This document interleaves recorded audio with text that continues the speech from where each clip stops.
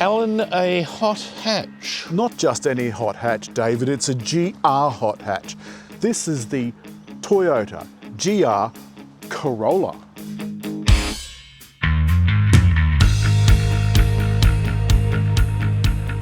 Alan, it's busy. Is that good or bad?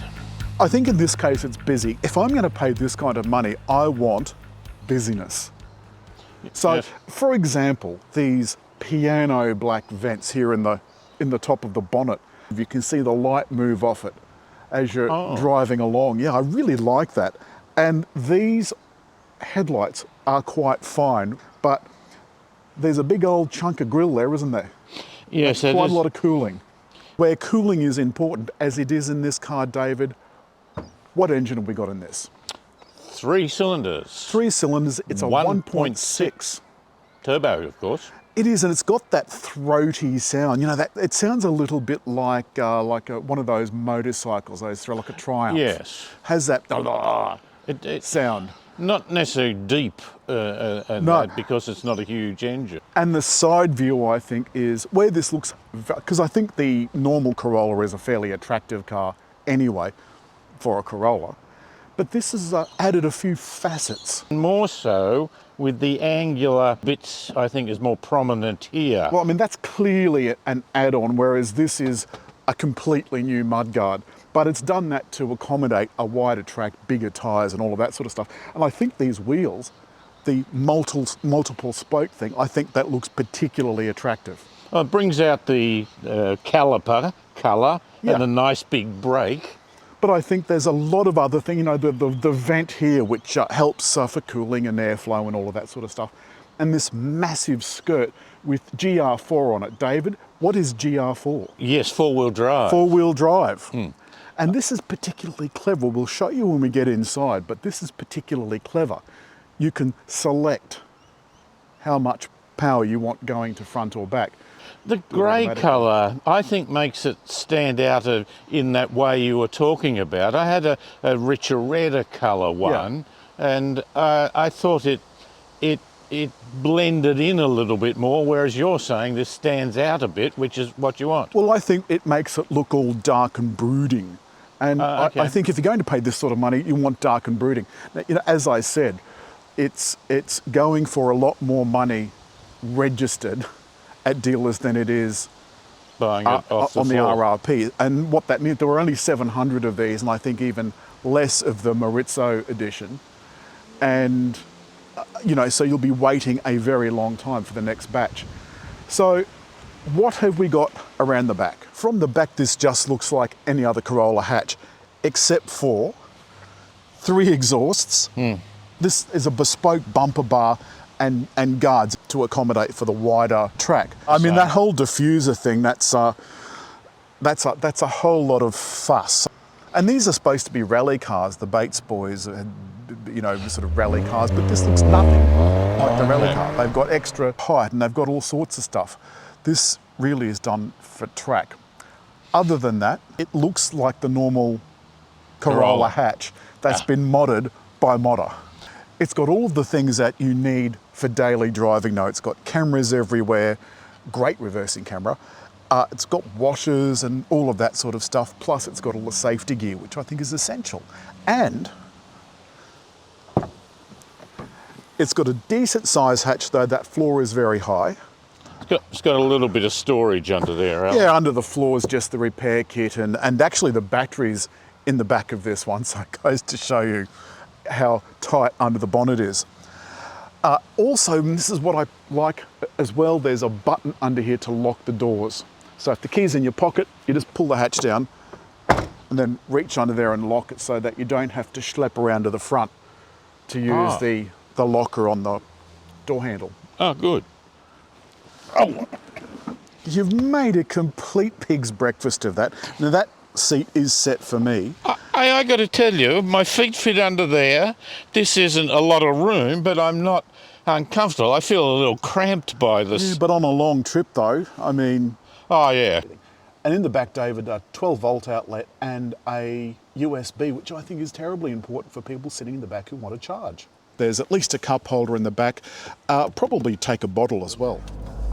As we take off, The first thing that you notice is that this has, just up here at the top, there's a hole in the top of the dash. That's where the heads-up display projects from to come up onto the windscreen. There's a digital dash in front of David. I'd say that's 12 inches-ish and some change. And there's a, 7-inch thing. You're quite right, this is a little bit old, but it does everything now, and there's still plenty of real estate. The other thing, David, is that unlike the GR Yaris last week, this CarPlay is wireless. Ah. Yeah.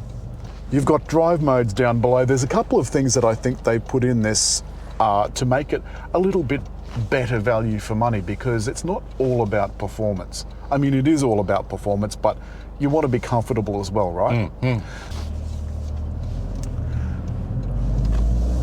So the head unit is a JBL unit as well. That comes from the Harman Group.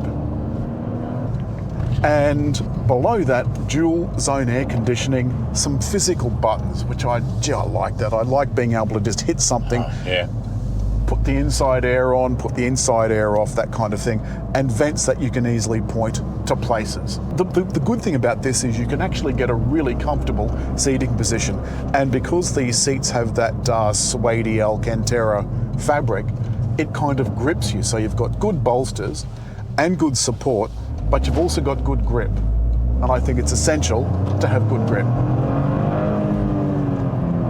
And it's easy to drive without it being rough. Right, so now you're in cruise control. Yes. And we're on that bit of road with the dodgy markings. We've got active steering, active blind spot monitor, active lane centering and so forth. Doesn't it just make you smile? No? Doesn't make you smile? Well, once I get used to it.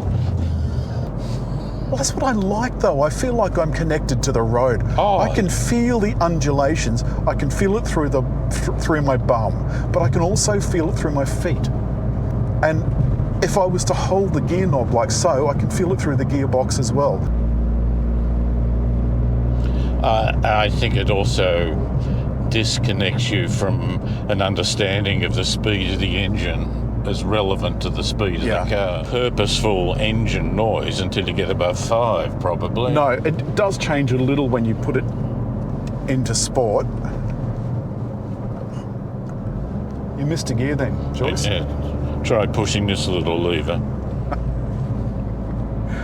I do so hate it when you try and teach your grandmother to suck eggs. Toyota is number 1 on the top 10 again this month, I notice. Well, they're bouncing back. Now, they were 21% of the market, but late last year they dropped to about 14% for a month. Yeah, but David, they were still... They were certainly dominating the market. I think Mazda and that are around 8 to 9%. Yeah. And of course, we've just gone past 1 million sales, which is a record for October. Yeah. Well, David, to wrap up, GR Corolla, I think it does everything it says on the box. It doesn't write checks it can't cash. The suspension is pliable enough to be used daily without turning your insides into soup. Yeah. I think it's just a lovely thing. What about you? Handling, I just love the handling Superb. of it. Absolutely superb. As I've said, it not only does well in a corner, but if the corner changes radius or does any of those things... It just goes in without... And do you know what else I like? Oh, a proper handbrake. Ah. Eh? That's all this week from Toyota's GR Corolla GTS. I think it's a pearler. I think it is a peach. The time has come for us to say goodbye. So hit like. Leave a comment. And I think just around over there somewhere, hit the little round dot to subscribe.